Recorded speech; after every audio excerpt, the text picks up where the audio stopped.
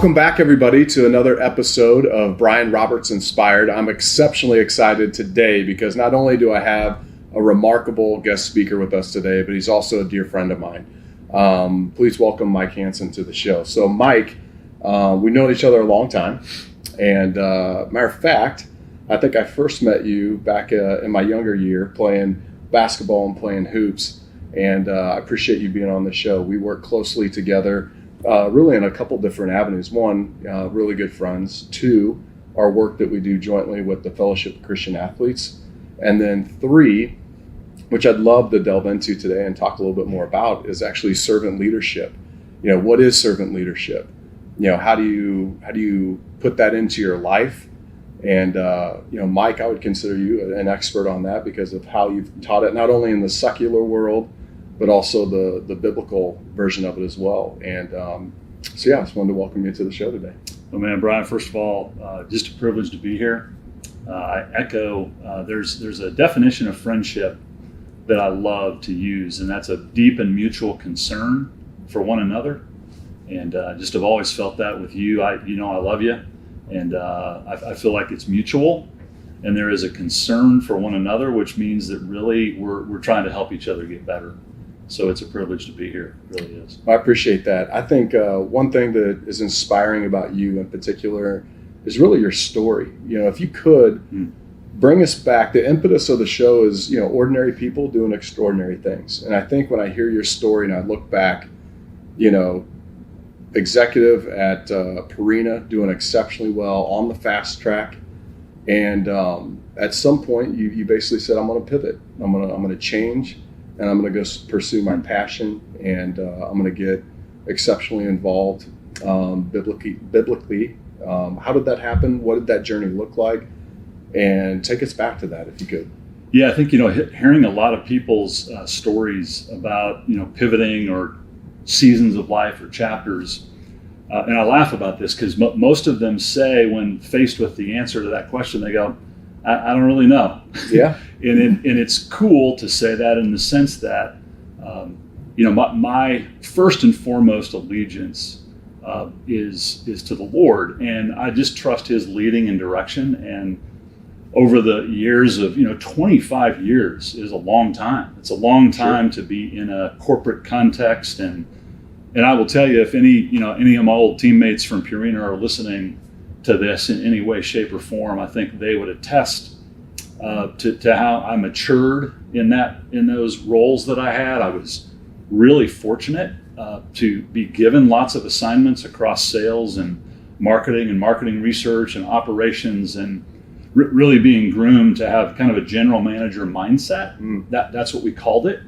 And those that had been identified with some potential for leadership, they were groomed to go across function.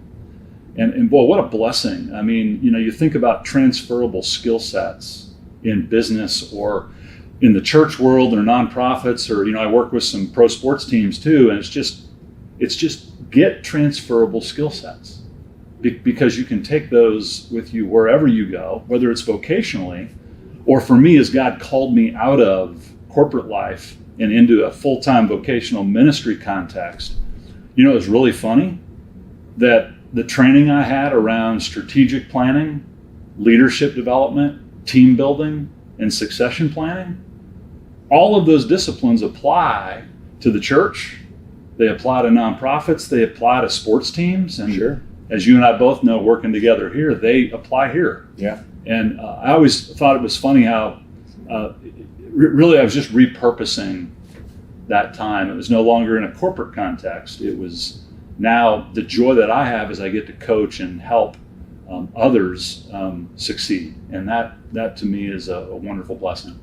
I love that. When that happened at the time, I'm sure it was a major moment for you and Trish. What was the thing that put you over that said, I'm going to walk away from this track? Is it something that happened there? Is it something, like you said, God's calling to go into ministry?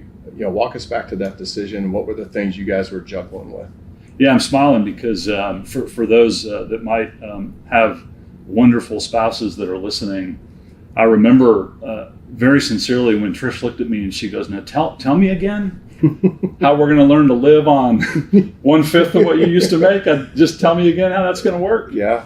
And we laughed then, and probably cried then too, because it's, when you get a calling on your life and you're reminded day after day that just that gentle whisper of, Mike, it takes a measure of faith to see what I have for you, which really means that he's going to reveal that as we go. I'm not going to get necessarily a sneak peek at what he called me to do. And so there's trust and there's faith. And for those that have a journey and are on a mission with the Lord, they'll understand that. For others, I'd encourage you to investigate that. But that measure of faith really meant that I needed to leave, and then he would let me know what he had for me. And boy, I'm 12, almost 13 years removed now from corporate life. And again, what a blessing, and the privilege of building up skills that would be repurposed, and now getting a chance to work with, again, businesses and nonprofits and churches and sports teams, kind of that quadrant for me. The principles are the same. They just don't change.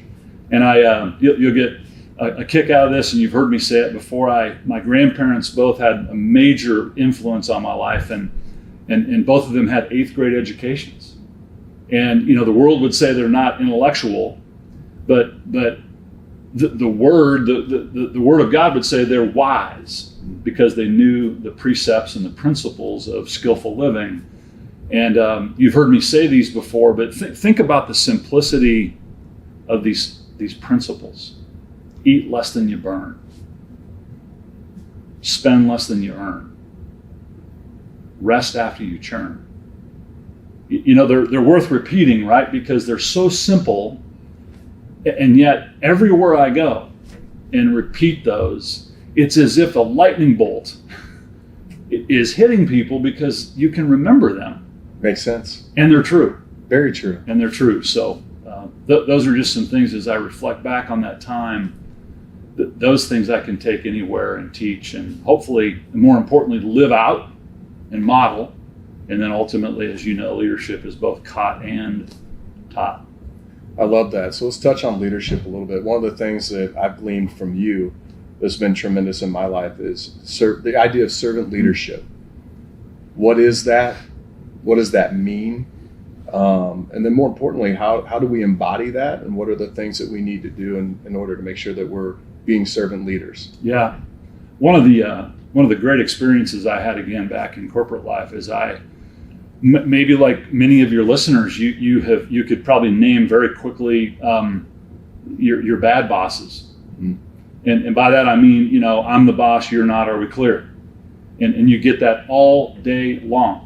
It's this autocratic, bureaucratic, kind of the law of the land. I'm the boss, you're not, are we clear? And I did work for some of those, but I had the privilege of working for what I would call some servant leaders that built their leadership model on 4 words. And those 4 words are love, care, serve, and equip. And I never forgot the construct of that, because you and I can love others. It's not a feeling, it's a verb. So love is as love does. You and I, we absolutely can love those that we work with. It's a demonstrated action. It's not a feeling. And then, they would go on to care for me. Teddy Roosevelt said, nobody cares what you know until they know that you care about them. And so you can demonstrate, as a leader, you can demonstrate care. And then I love the serving piece, because you either go to work to serve others if your heart's right, or you go to be served. And that's the collision for a lot of leaders. And sadly, a lot of them choose the road less traveled, which is, or road more traveled, I should say. I want to be served. But the less traveled road is those that are serving others, building influence and authority with those they lead, not wielding power, but building influence and authority. And as you do that, you serve and you sacrifice. And as you serve and sacrifice, you build influence. And as you build influence, it becomes this flywheel of leadership. We learn something, we live it out, we lead others, and then ultimately we get to teach, coach, and demonstrate things like love and care and serving. And then maybe the most important part of the flywheel then is the equipping piece of leadership, that you get to model it and you get to teach it, and then you ultimately get to equip others to do it. And here's the danger, here's the warning, here's the caution for all of us, is be careful, because you can't teach what you don't live. People see through the hypocrisy of that rather quickly. And so as I'm leading, I'm getting better. And as I'm leading, I'm getting better. And out of the overflow of that, I'm learning how to love and serve and care and equip. And I am then teaching those people that are entrusted to my leadership things that I'm actually doing myself. And those 4 words, those principles of servant leadership, I've had the privilege of working for some men and women that demonstrated those every single day. I think that's incredible. And I think when oftentimes you hear servant leadership, you've said this, I think people have the misnomer that it's indentured servitude, right? Versus I think you refer to it as willful consideration. Talk a little bit more about, some of the people who have had an impact on your life that really walked down the servant leadership path, and how different that was contrasted to some of the other folks that you've worked with. So if you could expand on that a little bit more. Yeah, it's such a great reflection for me, because I can think immediately of people that I worked for that had my grudging obedience. They didn't really care for me. They never served. They never even asked how I was doing. There was no relational aspect of our work. It was transactional. Okay. You work for me, here's the task list, we're going to pay you for it. That's what they had. They had my grudging obedience. How miserable is that?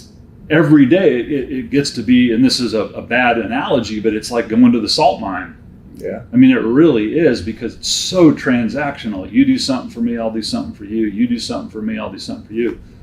What I loved, and again, I can think of so many people that just come to mind for me that, and these are people I might have worked with. They could have been church leadership. They could have been, managers or coaches that I got a chance to work with that demonstrated these principles of love, serve, care, and equip. What they all have in common is they had a genuine curiosity about people. And I'd say that about you. There's this genuine curiosity about people, that you're just curious about how they live. What are their principles? What's their leadership model? Will they be a good fit here at Synergy?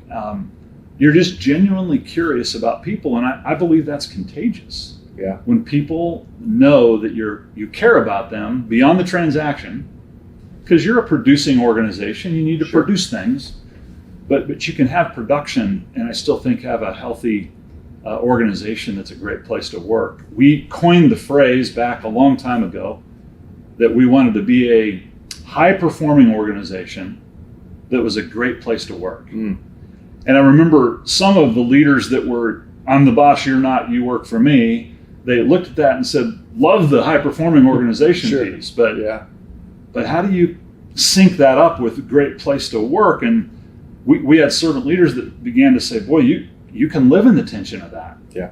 You can be high-performing, don't lower the standard. But how is this going to be a great place to work? Because then there's retention, right? And I would say retention produces recruitment, because the best example you can provide is someone that already works here. Yeah. And I just love that model of, again, that flywheel of you learn something, you live it out, you begin to lead others in it, and then you begin to multiply your leadership. And I just was blessed to have examples of that in, frankly, all realms of life. And those principles of love, lead, serve, care, equip, they work everywhere. Yeah. They work at home. Sure. I want to love and serve and care for my wife. And then I want to equip her. Same thing with my 6 children and those other leadership roles that I've been entrusted with. I mean, if you really break it down in its most simplistic form, is it not the golden rule? Is that really servant leadership? Right, it's so simple, right? It's so simple. You would say it's common sense, but it's just not common. Yeah. And again, for those listening, I come back to I love principles, and the two principles I think of all the time are the golden rule: treat others as you want to be treated. How hard is that? Right. What does it cost you to be gentle and kind and respectful? Really? The other part of that is that on a leadership platform, people support what they help create. So treat others as you want to be treated. And then people support what they help create. So you're a relationship kind of person, and you engage people in relationship. You know the power of that. But you don't leave them there. You engage them. Then you equip them with principles of leadership, modeling and teaching. And then ultimately you empower them. So I love that framework of engage and equip and empower in a leadership context, because that's the flywheel of leadership, I believe, for all of us. And if you go back to the golden rule, and then you say, man, people support what they help create, listen, engage them in relationship. Show them you love them and serve them and care for them. Then equip them with the principles of leadership, and then get out of their way. Get out of their way. And periodically come by and say, how's it going? How can I serve you? And, it's not complicated, but people just make it complicated. I love that. And I've always heard too that people don't leave vocations, more so people leave people. Or they don't leave organizations, people leave people. Yeah. Or people on the reverse side of that are attracted to people, not necessarily organizations. What an opportunity if you can have both. Yeah. A great organization with incredible people, that encompass it. Real quick story on that. I work with a lot of clients, but I have a client here, and they were really struggling with retention. They were, of course, those that really can't leave stay. Yeah. And those high performers that, that have a lot of capacity to lead and grow in position and produce, that they were leaving. And it was one of those opportunities to kind of do an assessment of the organization. And it was a really hard feedback for the leader, because I think the leader was more prone to be, I'm the boss, you're not, are we clear? There was a transactional relationship with the firm's employees, but what he didn't have, he might have had their grudging obedience, and I would just say he might have had their mind, but he didn't have their heart, and he clearly didn't have their hands.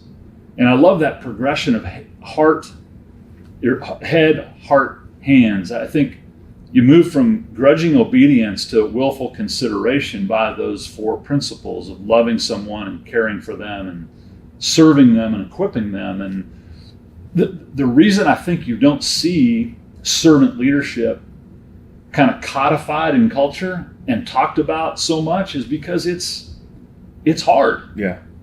And it takes you as a leader deciding in your heart that it's not about me. It's just not about you. It's about those that you're entrusted to lead. Now let me be clear. Be the best you for others.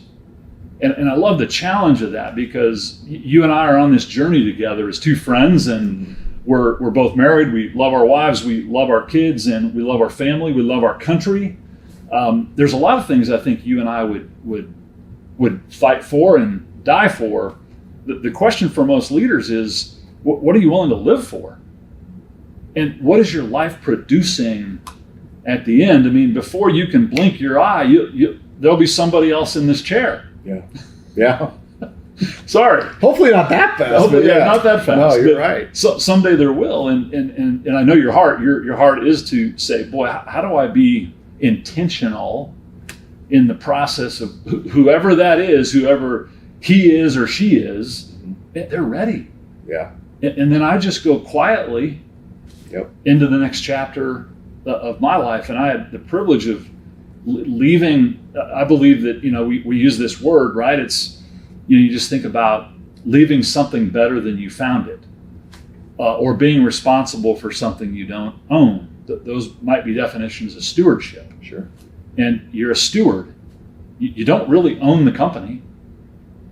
You've just been given the baton for a time, and you want to grow in leadership, and you are growing in leadership, and thus that feeds the rest of the organization. And we talk about, the the Dead Sea and the Jordan River, right? I meet a lot of leaders that are just dead. They're not growing. Mm-hmm.